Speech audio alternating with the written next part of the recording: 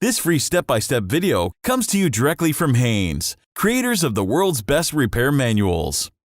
Fix your car or truck the right way with our accurate and reliable information at your side. You can complete more than 200 jobs on this vehicle when you purchase the complete online manual at Haynes.com. Wiper blades replacement.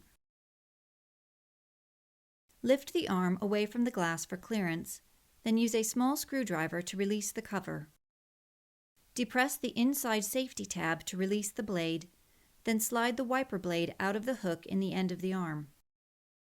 Slide the new blade fully into the hooked end of the arm. Some replacement model blades, like this one, may vary slightly from factory-issue blades. An audible click can be heard that indicates it is secure. Lower the arm back down to the windshield.